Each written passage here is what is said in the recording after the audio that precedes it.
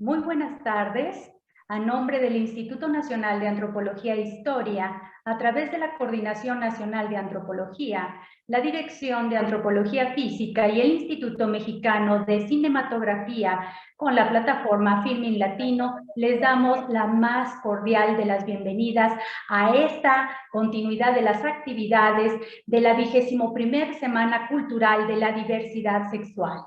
La diversidad somos todes, todas y todos. Y en estas actividades que se realizarán por la tarde, contaremos con la presencia de el periodista en temas LGBT y de divulgación cultural, Gabriel Gutiérrez García, quien también cuenta con una experiencia de más de 20 años en medios impresos y digitales, entre los que destaca Escándala, la agencia de noticias sobre diversidad sexual anodis.com y la estación de radio de la Secretaría de Cultura de la Ciudad de México, Código Ciudad México. También va a estar con nosotros apoyándonos en la traducción nuestra compañera Ludan Peip. Y pues nada, Gabriel, te doy la palabra para iniciar la presentación editorial de este libro, Línea Rosa, de Mark Weisberg. Adelante, Gabriel. Hola, ¿cómo están? Bienvenidas, bienvenidos, bienvenides a absolutamente todas las personas que nos están viendo totalmente en vivo desde la Ciudad de México. Yo soy Gabriel Gutiérrez y en esta ocasión me toca coordinar y moderar esta mesa para hacer la presentación del libro La Línea Rosa, un viaje por las fronteras queer del mundo, del periodista Mark Heviser, del cual voy a leer una muy breve reseña. Mark Heviser es el autor de los libros premiados A Legacy of Liberation, Thabo Mbeki and the Future of the South Africa Dream and Portraits of Power, Profiles in Changes South Africa. Es el coeditor de Defiant Desire, Gay and Lesbian Lives in South Africa. Su labor ha aparecido en The Guardian, The New York Times, Granta y en otros medios de carácter internacional.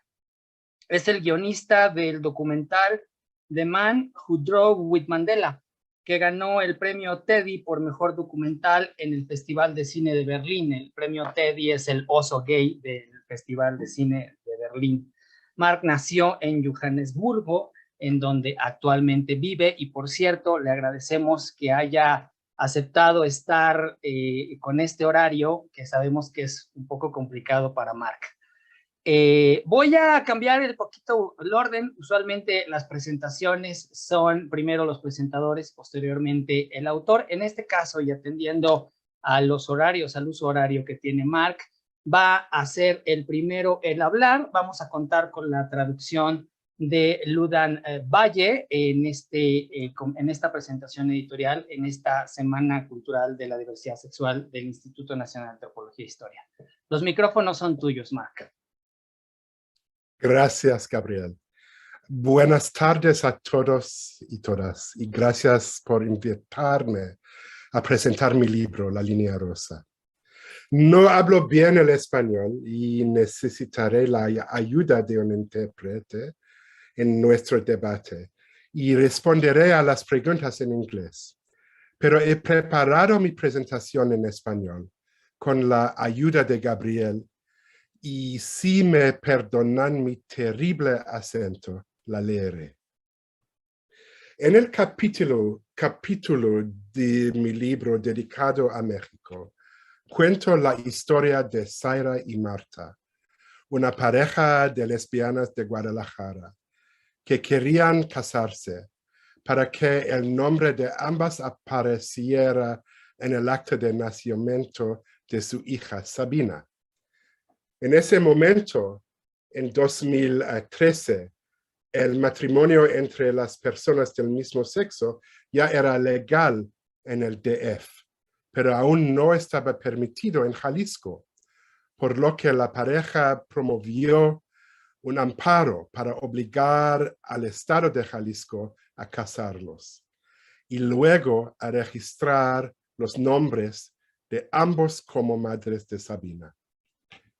En el capítulo, escribo que las madres podrían haber cruzado la línea rosa de un estado conservador al liberal Distrito Federal para casarse, pero eligieron desafiar las leyes de su estado de origen. Escribo sobre las consecuencias de su lucha. ¿Por qué utilizó el término línea rosa para describir la frontera entre la Ciudad de México y los estados? O más globalmente, como un concepto geopolítico. Supongo que la historia comienza con lo diferente que es mi propia vida de lo que eran mis expectativas cuando salí del closet en los 80. Nunca hubiera imaginado que viviría como un hombre abiertamente gay, casado con otro hombre, con todos los derechos a la familia y la dignidad y la expresión y la seguridad que tienen mis hermanos heterosexuales. Mi propio país, Sudáfrica, es famoso por ser uno de los primeros del mundo en legalizar el matrimonio entre personas del mismo sexo, lo que ocurrió en 2006. Unos años después, en 2009, me casé con mi pareja desde hace 16 años. Realmente no creo en la institución del matrimonio, pero lo hicimos porque le habían ofrecido un trabajo en las Naciones Unidas en París. Y si nos casábamos, podría ir con él. Así que dije sí. Ese mismo año, leí sobre un caso en el pequeño país de Malawi, en África Central, en el que una pareja fue acusada de actos carnales contra el orden de la naturaleza y sometida a un juicio humillante después de celebrar una ceremonia pública de compromiso. Pensé en lo que ya había obtenido para casarme, un billete a París, y en lo que obtuvo la pareja de Malawi por intentar casarse, 14 años de trabajos forzados. Me di cuenta de que se estaba trazando una nueva línea rosa en todo el mundo que describía, definía y dividía el mundo de una forma que era inimaginable cuando yo salía del closet. Una línea rosa entre aquellas partes del mundo que reconocen cada vez más los derechos de las personas LGBT y queer, y aquellas que como reacción se están volviendo aún más duramente homofóbicas o transfóbicas. De este modo, las vidas de las personas queer se instrumentalizaron o se weaponizaron, se convirtieron en símbolos de luchas mucho mayores que sus simples reivindicaciones de libertad, dignidad y seguridad. A un lado de la línea rosa se les vio como agentes extranjeros o agentes del neocolonialismo que difundían una ideología que amenazaba la soberanía cultural y los valores tradicionales de países o culturas o estados como Jalisco. Por otro lado, estas mismas personas eran vistas como víctimas del fundamentalismo religioso o de políticas nativistas que necesitaban ser salvadas por Occidente o por los ilustrados de las ciudades. Pero, ¿qué pasa con las propias personas queer que viven en la línea rosa? ¿Qué pasa con su propia agencia? Me propuse conocerlos en países de todo el mundo y describir la política de la línea rosa contando sus historias. La primera persona que conocí y a la que empecé a entrevistar fue una de las parejas de Malawi, de Malawi que fueron enviadas a la cárcel. Resulta que es una mujer transgénero llamada Auntie Tia Tiwo. Tras una campaña de clemencia internacional de gran repercusión, fue indultada y liberada y cruzó la línea rosa hasta Sudáfrica, donde recibió asilo.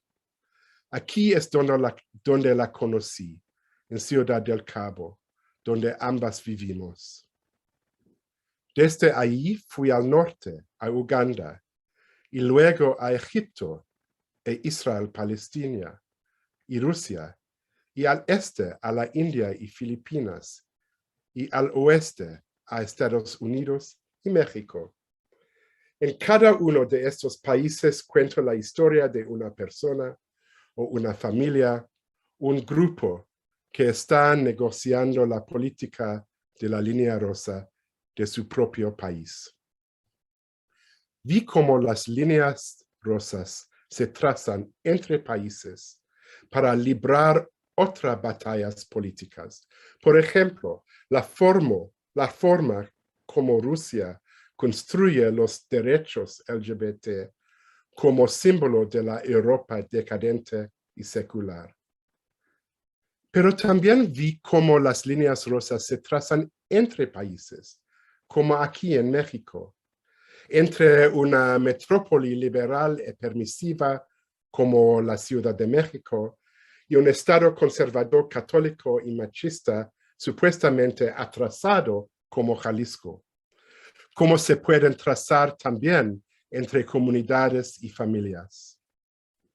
También vi cómo en esta era digital hay una línea rosa que se cierne sobre la tierra, que discurra entre el tipo de libertad y comunidad que puedes encontrar si tienes un smartphone y un poco de banda ancha y privacidad, y la realidad de la vida fuera de línea, donde miras desde tu teléfono a los ojos de un padre que te castiga, o una iglesia que dice que eres un pecador, o un estado que dice que eres un criminal.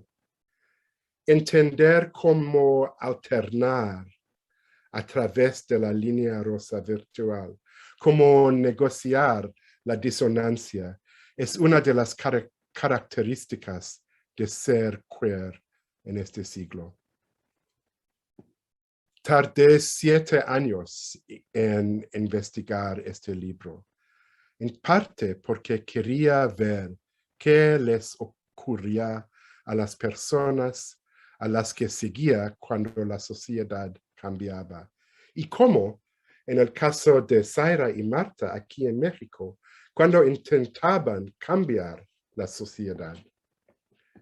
En el transcurso de mi investigación, también vi cómo, a lo largo de la década, el dial de la línea rosa pasó de la L y la G a la T, como los derechos de las personas transexuales y lo que se llama ideología de género se convirtieron en la nueva línea rosa.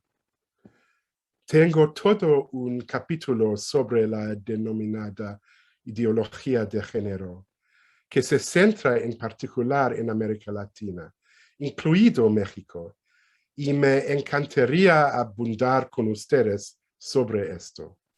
Las batallas de los planes de estudio escolares, por ejemplo, que también es una batalla en los Estados Unidos ahora, con la ley Don't Say Gay en algunos estados. Al escribir durante la era de Donald Trump, también vi cómo los derechos de las personas transgénero, y en particular la transición temprana, se convirtió en el tema candente de la línea rosa en los Estados Unidos.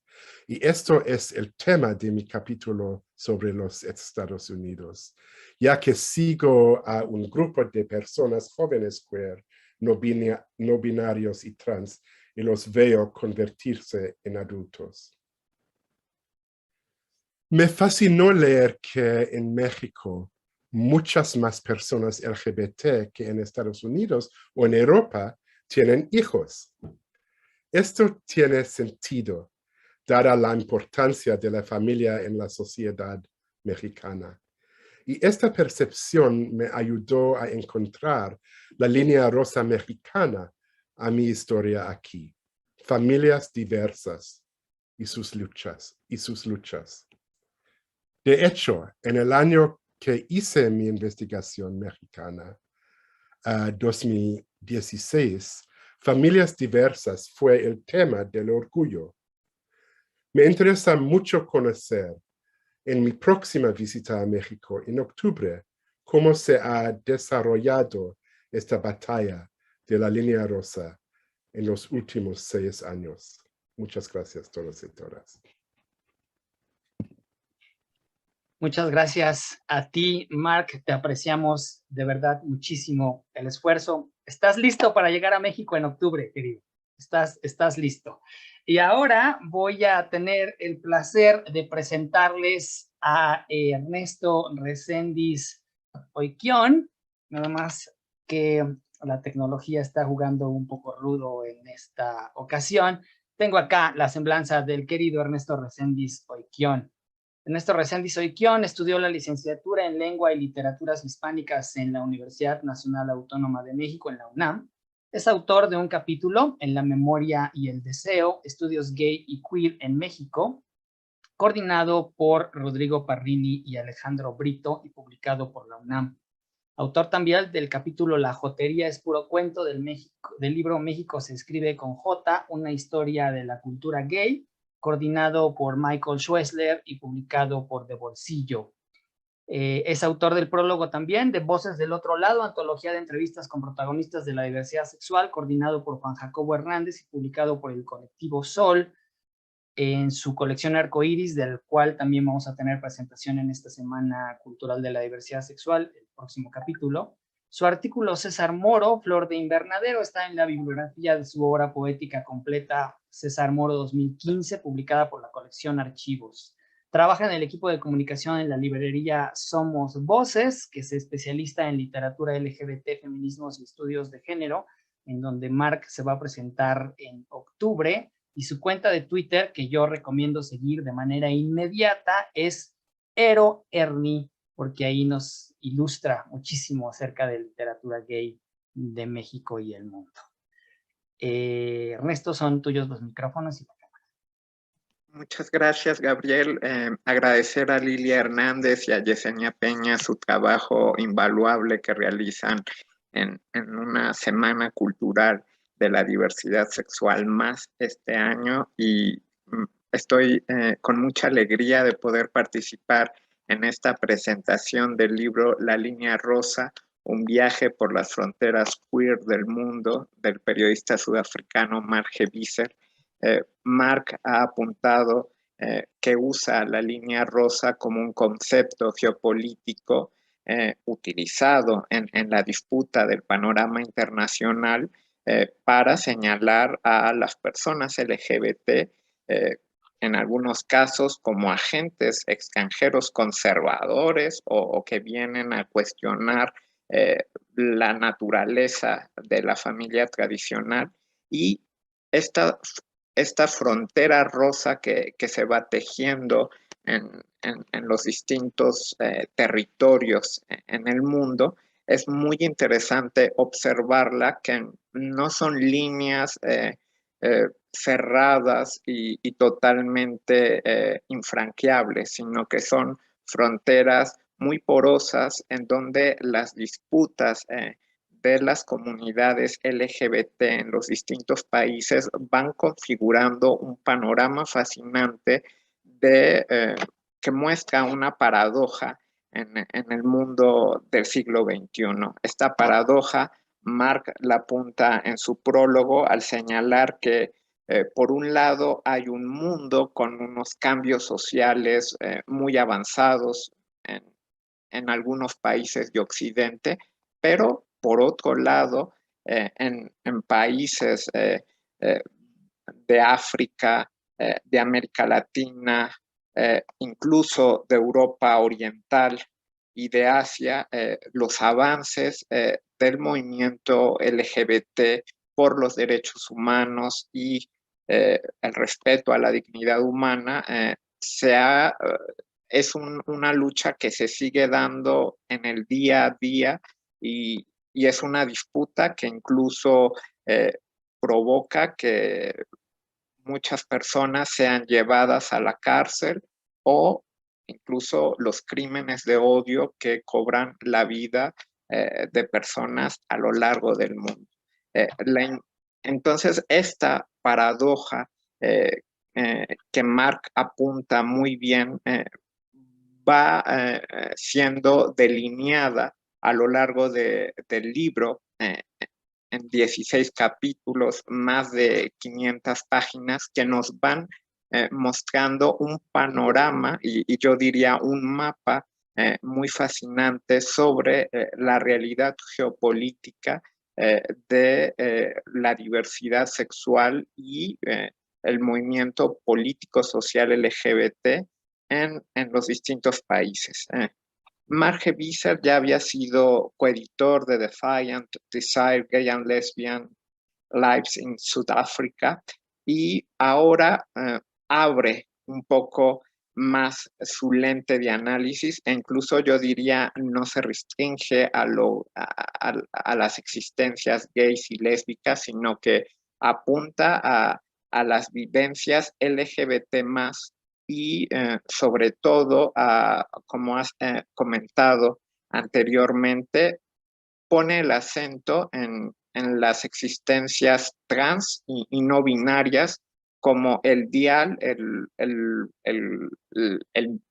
momento candente político y social que estamos viviendo y que incluso en México tenemos una disputa muy importante en las redes sociales y en el debate público, dado que hay un grupo de feministas radicales trans excluyentes que se manifiestan de forma transfóbica en contra de las existencias de las personas trans porque señalan que aceptarlas como parte de la convivencia social implica el borrado de las mujeres, una percepción con la que yo estoy completamente de desacuerdo y que por supuesto Mark en una actitud política de generosidad y de alianza auténtica por la dignidad humana se manifiesta a favor de las existencias trans y nos va mostrando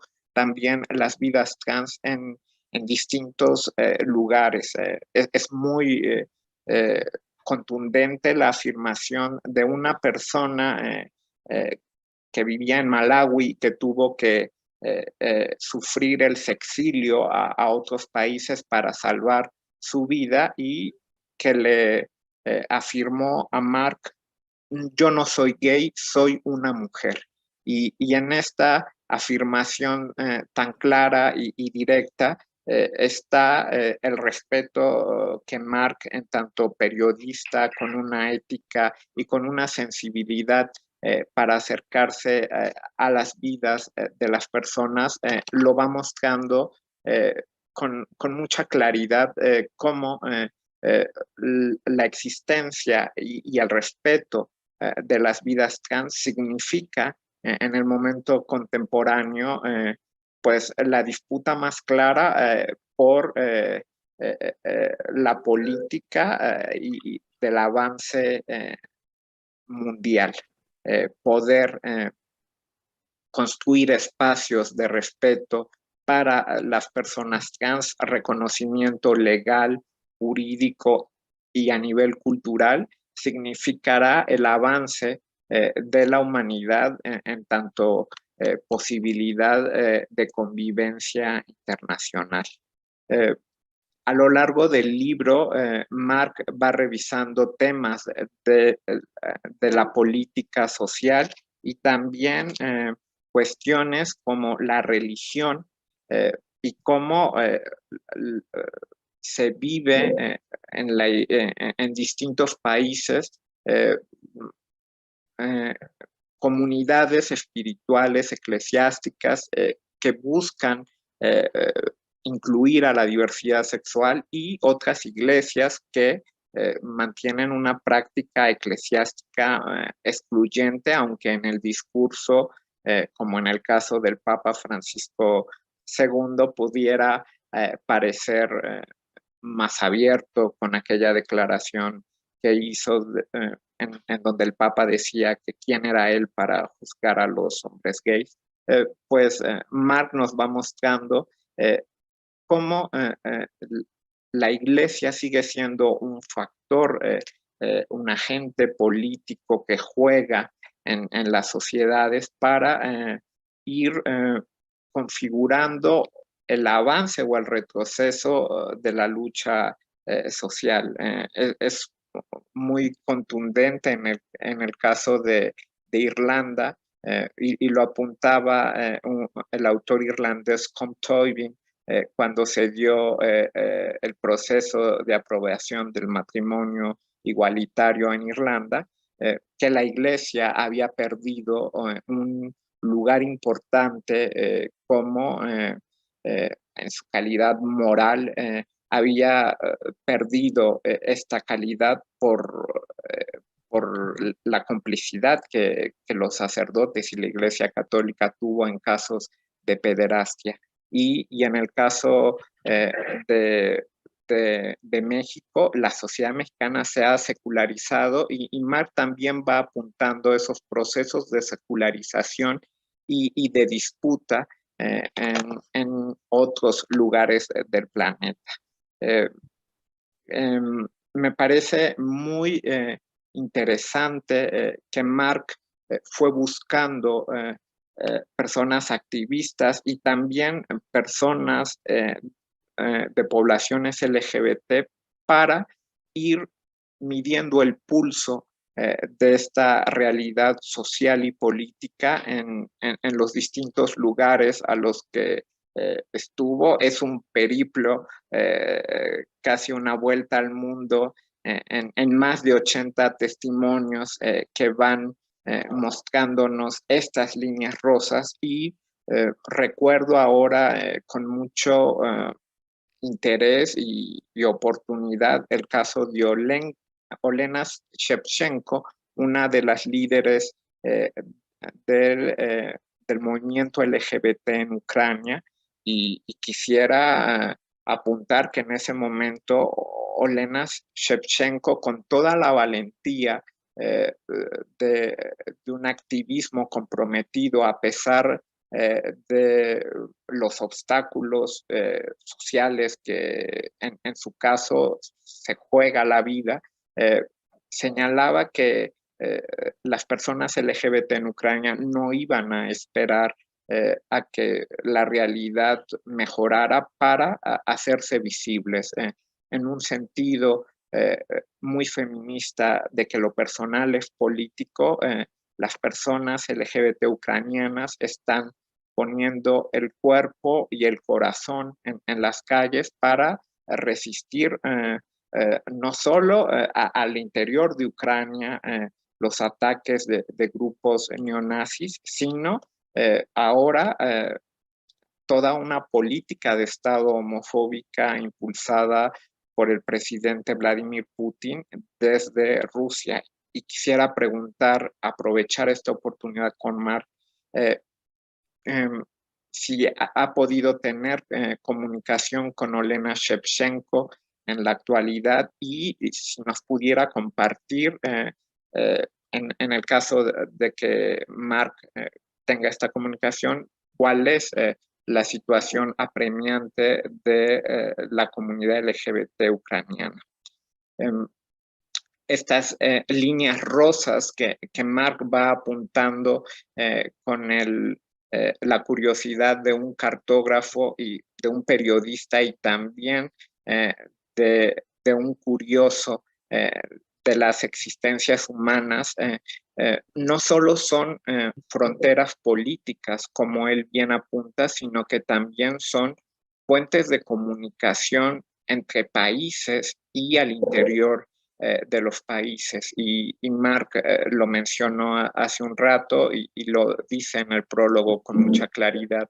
El uso de las plataformas de Internet ha permitido que personas LGBT en contextos de odio y discriminación brutales, como puede ser el caso de Rusia, o incluso en lugares más conservadores como estados de la República Mexicana, utilizan el Internet y las plataformas para entrar en comunicación con personas de otros países o de sus propios países y tejer alianzas políticas.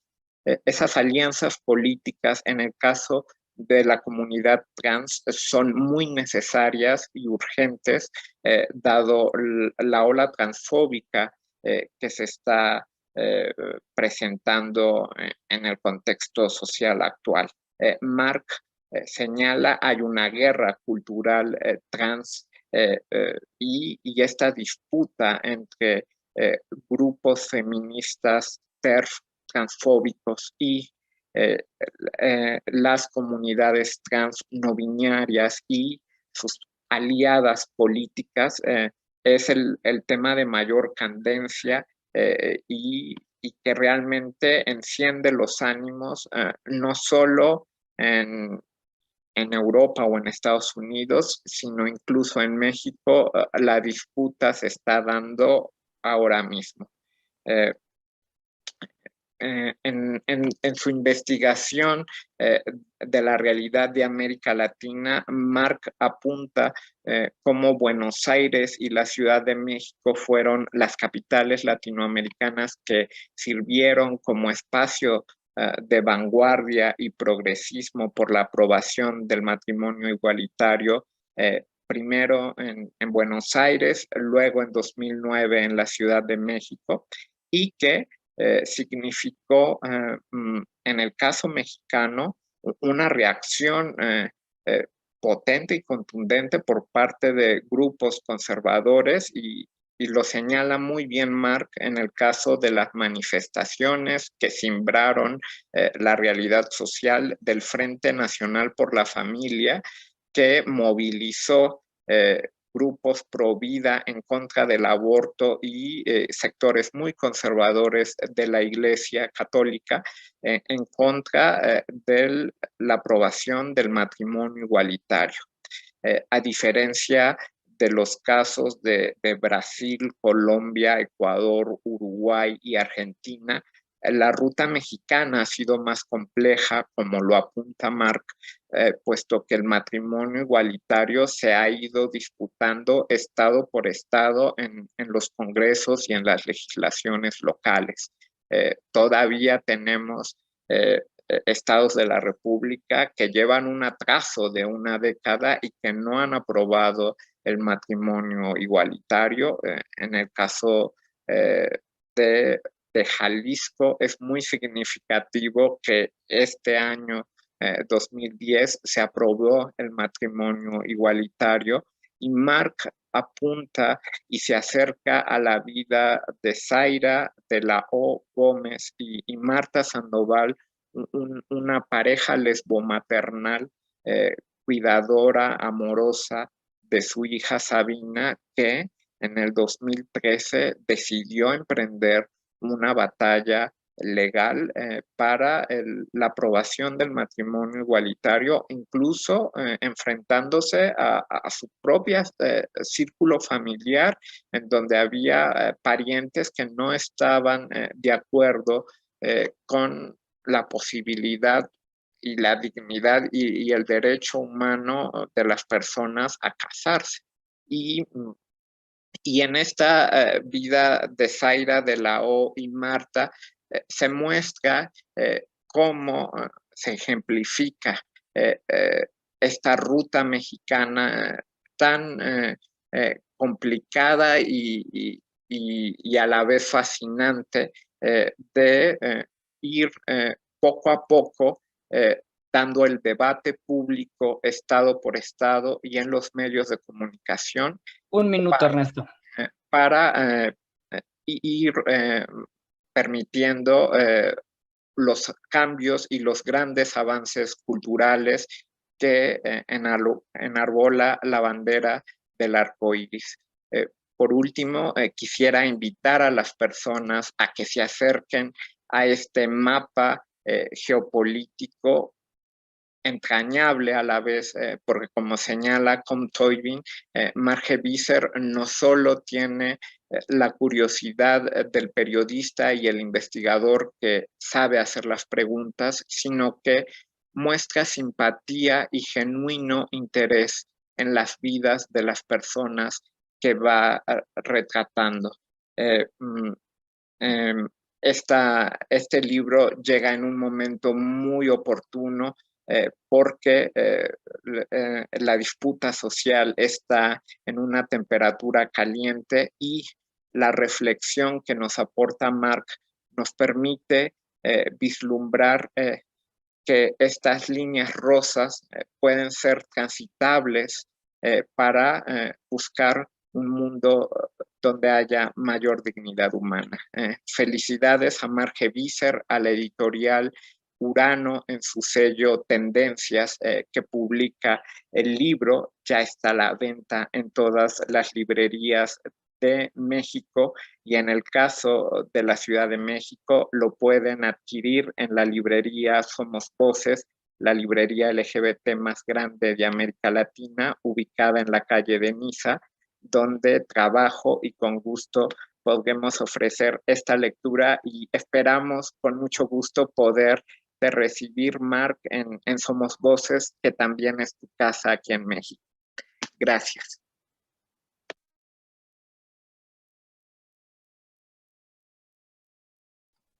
Muchas gracias, Ernesto. Muchas gracias por esta amable presentación, intensa y apresurada, porque te tuve que marcar, pero perdón, son los tiempos. Marc, tenemos dos preguntas. No sé si quieras contestar la pregunta de Ernesto primero. Yes, thank you so much, Ernesto, for your extremely generous and sensitive reading of the book. It's beautiful to hear it.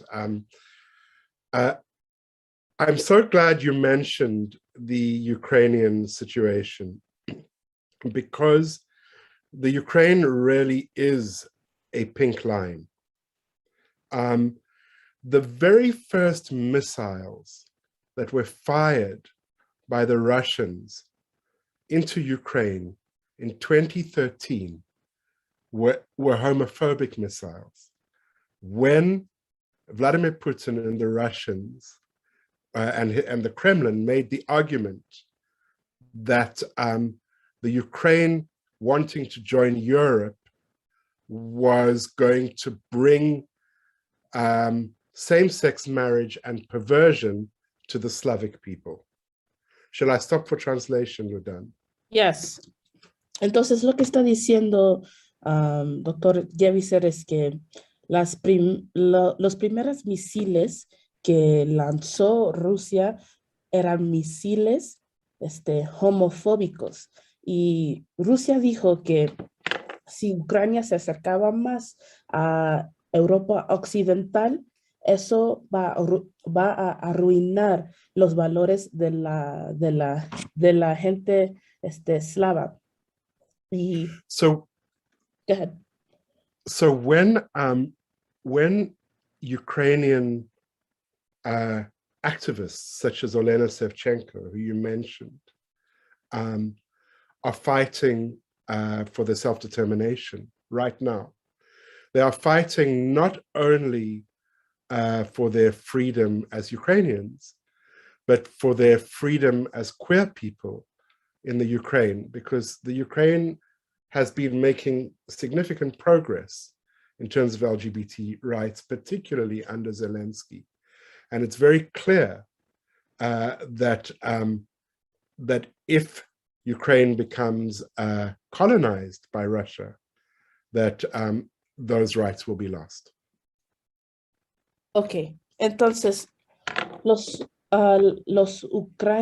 ucranios no están luchando solamente por su libertad. No, están luchando por su libertad y también su identidad como personas LGBT, porque debajo del régimen del presidente Zelensky ha avanzado mucho los derechos de las personas LGBT.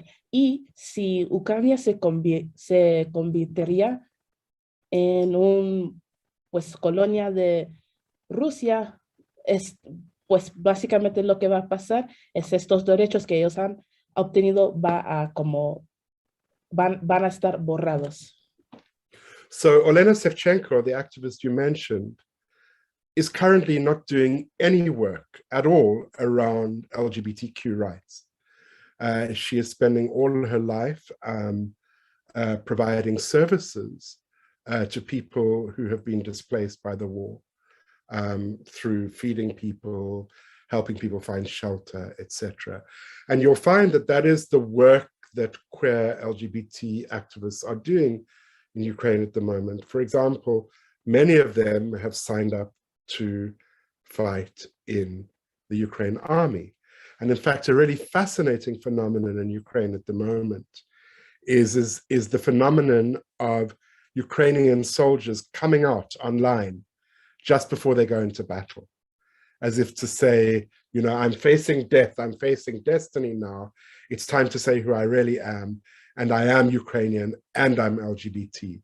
And it's very interesting to see how in a way this war has opened up space for Ukrainian queer people to show that they are patriots. And it'll be very interesting to see what happens to that space once the war is over. Pues la activista rusa que está en el libro, ahorita no está trabajando como activista. Lo que está trabajando es en la guerra y ayudar a las personas con comida y lo que sea. Y muchas personas LGBT también están haciendo ese tipo de trabajo de ayudar en la guerra. Y también muchas personas LGBT se han inscrito en el ejército y antes de ir a la guerra salen del closet porque quieren decir que sí son del país, son patriotas, pero también son esas personas LGBT. Y pueden ser los dos. Y Mark comenta que sería interesante ver qué pasaría después de la guerra, si esos espacios todavía van a estar o van a estar borrados. You can go ahead, Mark. That's it. Tengo una pregunta del público, Mark. Y le agradezco muchísimo, le agradecemos muchísimo la traducción a Ludam Valle. Y aquí está. Preguntas del público. ¿Las cartografías de la línea rosa de Mark hacen evidente la diferencia entre el norte global y el sur global? La función de las alianzas políticas en la línea rosa, que evidentemente hablan de geopolítica, en la vivencia del rompimiento de las fronteras gracias a lo queer, ¿por qué se sienten afectadas las mujeres cis, y por qué se radicalizan? Te preguntan el público. Okay, thank you. There are several questions there. Yes, I think that there is very much a pink line that has been drawn between the global north and the global south. And in many ways, there are actors in the global south who claim that LGBTQ rights is a form of neocolonization. Pues sí, Mark cree que hay una línea rosa entre el norte global y el sur global.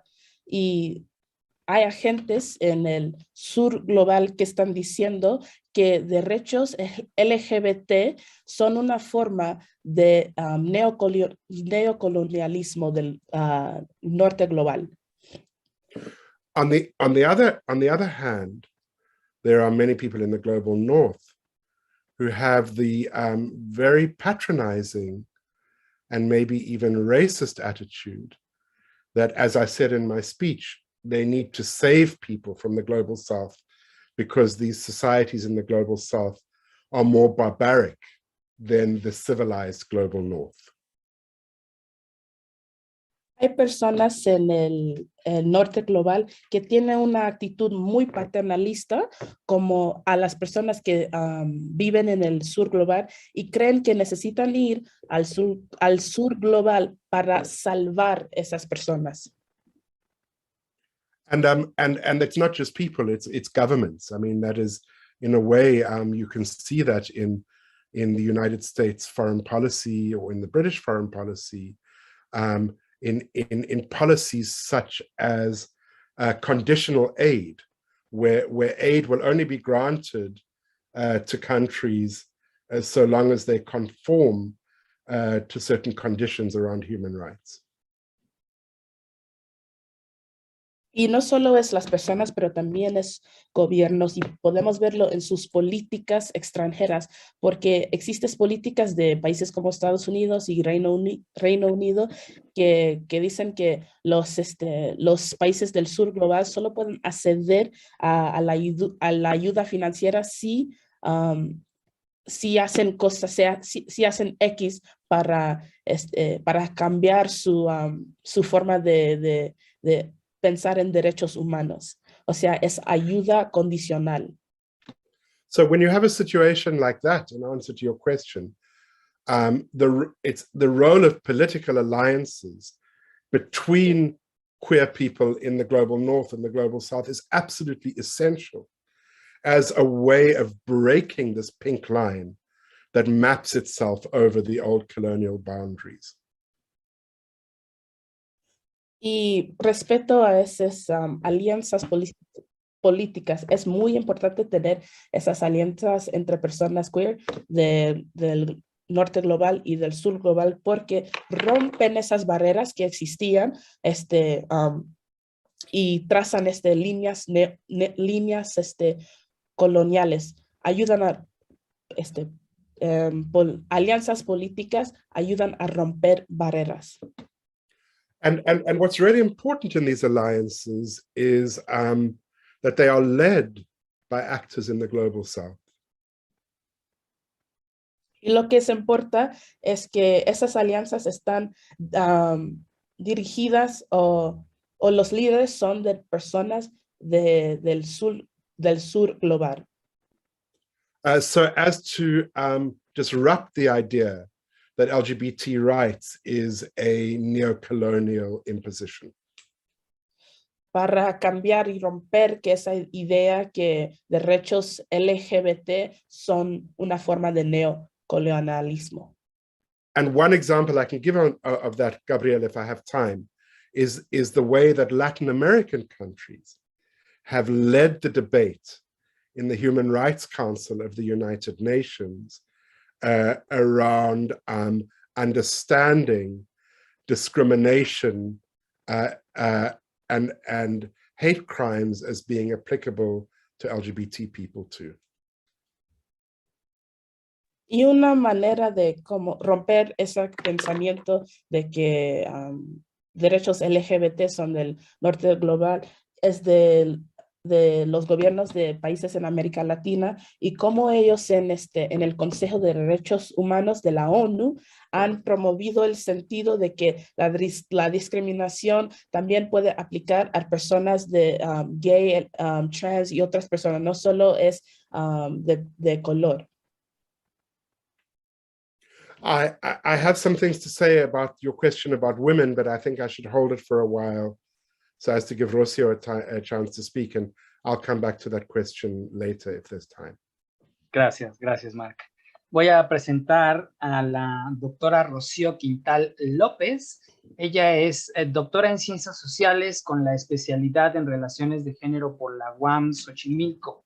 Es maestra en Psicología Clínica por la Universidad Nacional Autónoma de México, investigadora y activista en temas de género, sexualidades y derechos humanos.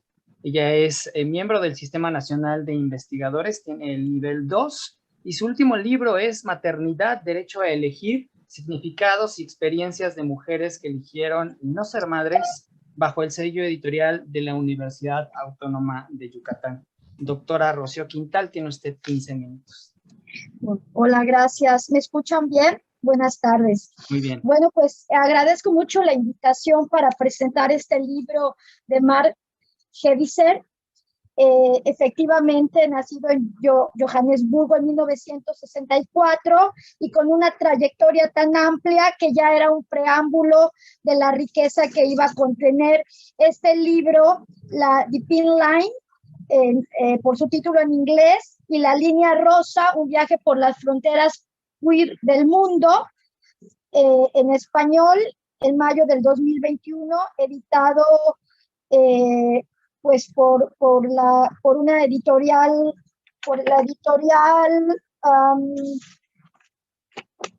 Tendencias, aquí para la parte habla hispana. Bueno, es tanta la información y reflexiones que nos ofrece el autor que en las 531 páginas que forman este libro, que el problema al que se enfrenta uno como presentadora es seleccionar qué compartirles en el tiempo destinado a ello. Lo primero que debo decir es que efectivamente, como lo anuncia el subtítulo, un viaje por las fronteras del mundo, por las fronteras queer del mundo, Mark nos lleva de la mano de un capítulo a otro por un viaje histórico y geopolítico por diferentes épocas y continentes que nos permiten conocer la situación que se vive respecto al reconocimiento y posibilidades de ejercicio de los derechos humanos de la población LGBT. Y también nos permite ver la presencia de condiciones para el reconocimiento y el ejercicio de estos derechos humanos por parte de esta población, que es lo que el autor le llama la línea rosa. En sus palabras textual, la línea rosa es esa frontera de los derechos humanos que ha dividido y descrito el mundo de una manera completamente nueva durante las 2 primeras décadas del siglo XXI. La realidad, como lo va documentando con datos históricos e incluso entrevistas testimoniales que son la cara humana de todos los datos que da, es que mientras que esa línea rosa es una realidad en diferentes países, sobre todo occidentales, en otros países como los africanos, asiáticos y árabes, aún hoy en día está lejos de ser una realidad. Por el contrario, la pertenencia a la comunidad LGBT sigue siendo sinónimo de persecución, discriminación, tortura, muerte y lo peor, silencio e impunidad.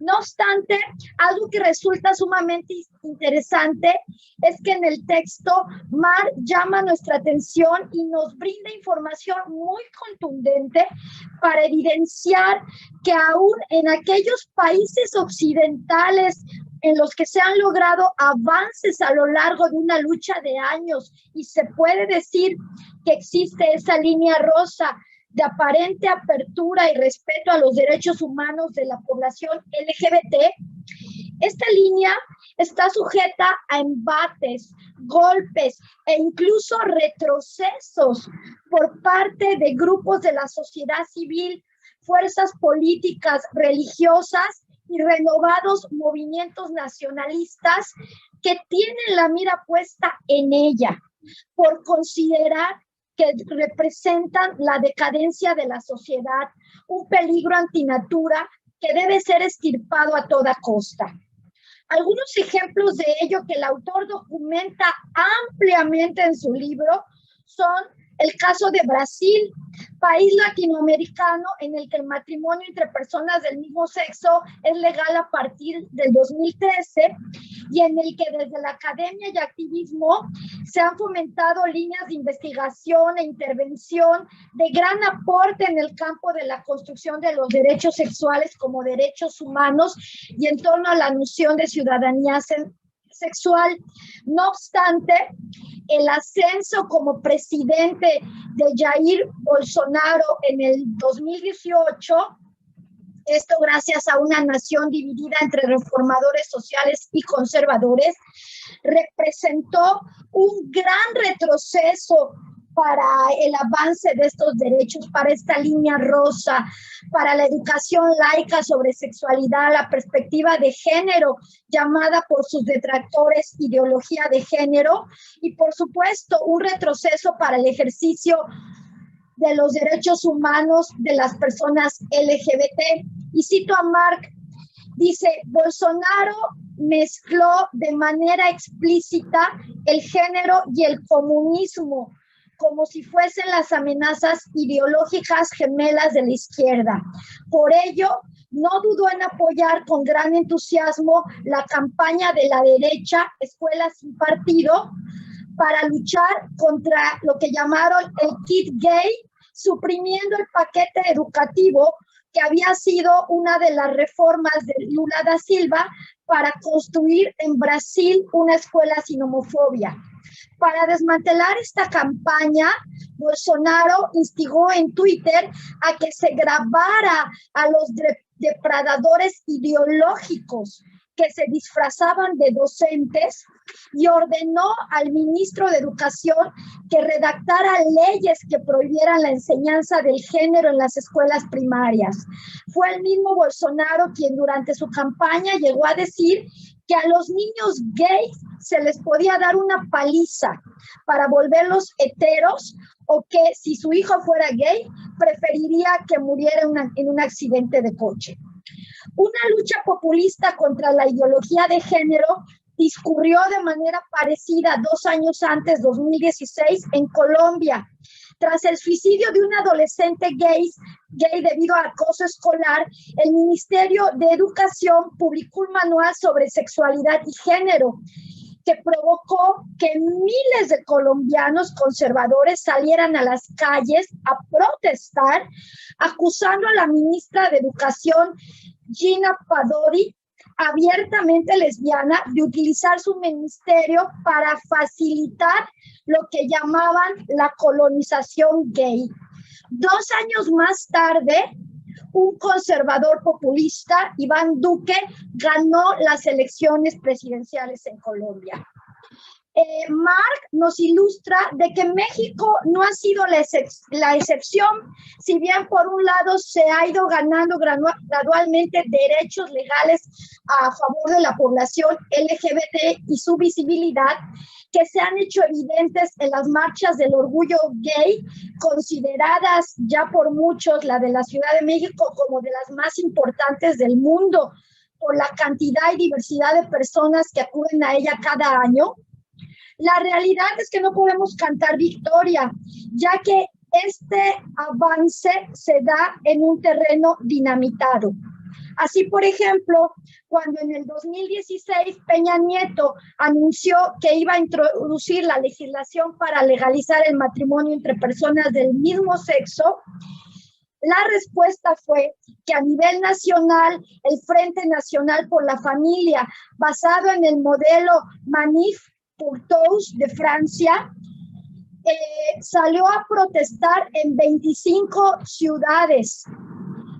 Una de esas protestas conglomeró a más de 400,000 personas. Esto fue en la Ciudad de México. Lo mismo ha ocurrido en Estados Unidos, donde la llegada de Barack Obama representó un gran avance y reconocimiento de derechos humanos y legales para la población LGBT, pero el ascenso de Trump nuevamente representó un retroceso y una amenaza a la integridad de estas personas, ya que en sus discursos no dudaba en llamar a las personas de esta población LGBT como bestias. En este libro se pueden encontrar perfectamente documentados casos de diferentes países latinos y europeos que hablan de los avances, sí, pero también del peligro siempre latente de los retrocesos para esta población. Por otra parte, también se documenta en el libro de manera muy bien hecha que en aquellos países árabes, africanos y asiáticos donde la línea rosa aún es prácticamente inexistente y que se mantiene lejos de ser una realidad bajo el argumento de que es una forma de resistirse a la guerra cultural, a la colonización occidental, a la cultura decadente que conlleva la globalización. Hediser documenta casos atroces de una sistemática violación a los derechos humanos de las personas LGBT con total impunidad, silencio y con la complicidad de la sociedad que es testigo de esta brutalidad. Mark aporta en el libro fechas, protagonistas, frases textuales que son clara evidencia de estas sistemáticas y brutales violaciones a los derechos humanos. Ejemplo de ello es lo que ocurrió, por ejemplo, en Irak en 2009, cuando conforme las tropas estadounidenses empezaron a salir del país, un escuadrón de asesinos con máscaras negras arrasó Bagdad. Fueron eligiendo a hombres que parecían afeminados para revelarlos ante sus familias como pervertidos. Los secuestraron y mataron de maneras espantosas. Tiraron los cadáveres a la basura, les cortaron los genitales y les habían sacado parte de la garganta.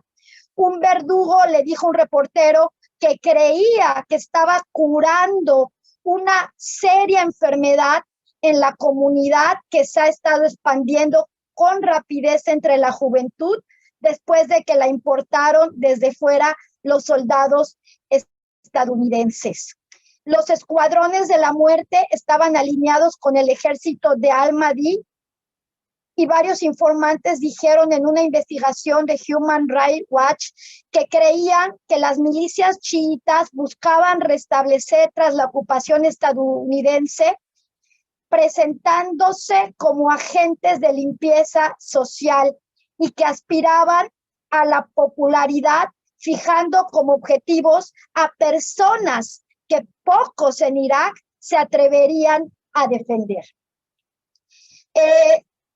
Para hablar de todos estos casos, Mark habla y retoma un concepto muy interesante que le llama pánico moral, que es un concepto para hablar de cómo la población LGBT se vuelve carne de cañón y se vuelve, ese fue un concepto desarrollado por Stanley Cohen en el clásico libro de 1972, Demonios Populares y Pánicos Morales, para describir momentos en los que una condición, episodio, persona o grupo de personas surgen para ser definidos como una amenaza a los valores e intereses de la sociedad. En el clarividente ensayo Reflexionando sobre el sexo de Gail Rubin, describió la manera en que los pánicos morales con frecuencia se basan en el sexo. Los medios de comunicación se indignan, la gente se comporta como una turba enfurecida, se activa la policía y el Estado promulga leyes nuevas. Cuando el furor haya pasado, algún grupo erótico inocente habrá sido diezmado y el Estado habrá extendido su poder a nuevas áreas de conducta erótica. Bueno, además del uso político que le han dado a la población LGBT como carne de cañón y que está también muy bien documentado en este libro, utilizada esta población a modo y conveniencia por diferentes fuerzas políticas, apoyándola o defenestrándola, según eso le sume o reste votos. En este libro, Mark abre otra beta de análisis muy interesante en un capítulo que se llama Dólares Rosas Global Gay, para ejemplificar cómo el tema de los derechos se ha vuelto también una pieza de consumo, y las empresas no han dudado en monetarizar y volver una marca el movimiento gay, pero anteponiendo sus intereses económicos a una verdadera defensa de los derechos humanos de esta población. Pone un ejemplo muy paradigmático de cuando en 2012 el crucero Celebrity partió de Puerto Rico con 2,000 hombres gay a bordo de este crucero. 8 días iban a recorrer el Caribe, pero resulta que en ese recorrido paran en la isla Dominica, donde todavía se castiga la sodomía y hay leyes en contra de los homosexuales. Y al estar parando el crucero, 2 trabajadores de la isla Dominica ven a 2 hombres desnudos practicando sexo en un balcón, y eso es suficiente para que estos hombres fuesen arrestados, maltratados, torturados. ¿Y qué creen que hicieron los responsables del crucero? Pues partieron, dejándolos a su suerte, ¿no? Entonces, bueno, esta es otra cara que también este turismo rosa y convertir el tema de los derechos de las personas gay en cambio, moneda de cambio, pues es un tema que también de manera muy interesante cuestiona y explora el autor. Un minuto, doctora. Sí, por temas de tiempo, quiero decir que uno de los capítulos que me pareció, todos son interesantes, pero que me encantó, porque es como de lo más actual, es este que titula La guerra cultural trans, porque entonces allá señala que si bien la parte de lograr derechos por parte de la población homosexual, digamos, en mucho se ha ganado, hay una nueva lucha, que es la de las personas trans, que es una lucha que es incluso defenestrada por la propia población homosexual en muchos casos, y como ya decía el otro presentador, por grupos feministas, que está... Me gustó mucho el capítulo porque no es monolítico, realmente representa los debates de hoy en día respecto a si, por ejemplo, a los niños trans se les debe permitir desde pequeños hacer este cambio hormonal con cirugías, o se debe ser conservador respecto a este cambio por la idea de que más adelante podrían arrepentirse. Las polémicas que han traído por ejemplo, en los deportes, de que mujeres trans entren a competir con otras mujeres y que esto las podría poner en ventaja.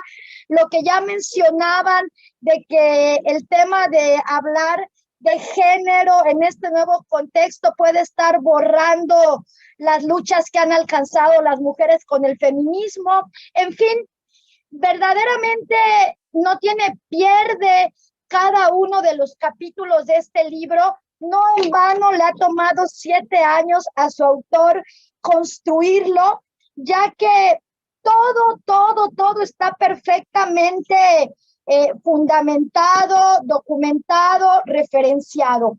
Y en conclusión, pues definitivamente Mark nos invita a pensar la lucha por los derechos sexuales y la identidad de género como una lucha política, legal e incluso económica por los derechos humanos, civiles de las personas, pero también por su derecho a la autodeterminación, y una lucha en la que no se debe bajar la guardia, porque como bien ya lo documenté y él lo hace de manera extensa, siempre puede haber retrocesos. Pues muchísimas gracias y bueno, pues felicidades al autor, un gran trabajo, Marc. Muchísimas gracias, doctora Rocío Quintal. Marc, por cuestiones de tiempo, si nos quieres regalar tu comentario final, alguna otra nota que nos quieras aportar. Gracias, Gabriel. ¿Cuánto tiempo tengo? Unas minutas. 5 minutos. Okay. There is, Rocio, thank you so much again for the immense generosity of your reply. And I love the examples you chose to amplify. So thank you for that. Gracias a doctora Rocío por su respuesta y los ejemplos que usted dio para ampliar el trabajo. So there is a comment that you made, Rocio, that Ernesto also mentioned, that is also in one of the questions we got from the public, which is trying to understand the consequences of fighting the pink line for queer people on two fronts now. On the one side, fighting against a kind of religious fundamentalist conservatism, and on the other side, fighting against what is called radical feminism. Pues, doctora Rocío, usted hizo un comentario que también hizo el doctor Ernesto, y eso es las consecuencias de la línea rosa, porque ahora es como una batalla en dos fronteras, una batalla religiosa, una batalla contra el fundamentalismo religioso. Y también, what was the last part, Marc? Fighting on the one side, religious fundamentalism, and on the other side, so-called radical feminism. Y también el feminismo radical. It makes the pink line so much more complicated today than it was when I began my work 10 years ago. Ahora la línea rosa es más complicada que antes cuando Dr. Marc empezó su trabajo hace 10 años. And it's disturbing to hear that these dynamics exist now in Mexico. And on my visit, I hope to find out more about that. Y dice que le molesta que esas dinámicas también existen en México y cree que cuando viaje a México, él puede aprender más de esas dinámicas. There's not nearly enough time for me to talk in the few minutes I have about the roots of this dynamic, except to say that from the very beginning of the gay rights movement, there has been transphobia coming from a certain section of gay men and of lesbians who understand transgender women as imposters who are also going to, in some way or another, threaten the movement. Sí. Going back to the 1970s. Sí, desde que empezó el movimiento para derechos gay en los años 1960, ha tenido esa parte transfóbica de los hombres gay y las mujeres lesbianas. Y ellos, de su entendimiento, creen que las mujeres y los hombres trans son impostores que quieren y quieren amenazar a los verdaderos gays. I think that the best way of understanding what's happening now is precisely using the concept of moral panic that Rocio spoke about in my work. Y para entender lo que está pasando actualmente, sí, como la doctora Rocío mencionó, debemos usar ese término, pánico moral para entender. From the left and from the right, when I say the left, I mean feminists who call themselves leftists, and from the right, there is this idea that transgender people are a huge threat to the security of women, a threat to other children in the bathroom, that somehow or other they threaten the natural order of things. Sí, desde la izquierda y la derecha, y cuando se refiere a la izquierda está hablando de las mujeres que se llaman feministas, y ese pensamiento de que las mujeres trans y los hombres trans son una amenaza a la seguridad de las mujeres, los niños en los baños, y básicamente que ser trans es una amenaza. And there's no evidence of this. It's all theoretical, this threat. No hay evidencia para esa amenaza, todo es teórico. So the question we need to ask ourselves, and I'll leave you with this, and I'll ask it as a question rather than give an answer, is the following. What is to be gained politically by these forces on the right and on the so-called left to advance the idea that transgender people are a threat? Because there's a political agenda behind it, and we need to understand that political agenda if we want to understand why this is being drawn as a new pink line. Okay. Y la pregunta que nos va a dejar es, ¿qué significa políticamente ser trans? ¿Y por qué las personas trans son vistos como una amenaza? Porque hay una agenda política detrás de esa vista. And what was the last part of the question? No, that we need to understand why it is that a moral panic is being fomented against trans people, both from religious fundamentalists and from so-called feminists. Sí, y es importante que entendamos por qué las personas trans están vistos como amenazas de la derecha, las mujeres feministas, y también, perdón, de la izquierda, las mujeres feministas, y también de la derecha,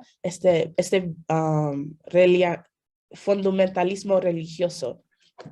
From the right, it's very easy, and Ernesto gave the answer in his presentation. It's a way of fighting back against secularization. As more and more people become secular, the church or the mosque needs to find a way of saying, this is the danger of secularization.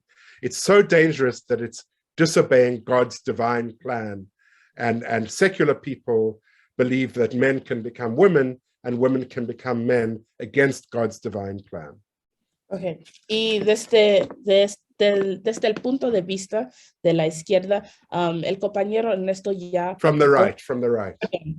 Del punto de vista de la derecha, el compañero Ernesto ya platicó por qué tiene ese punto de vista. Es combatir entre la secularización de la población, porque en las iglesias y las mezquitas quieren decir que hay un peligro de secularización, que las personas seculares creen que un hombre puede convertirse en mujer y al revés.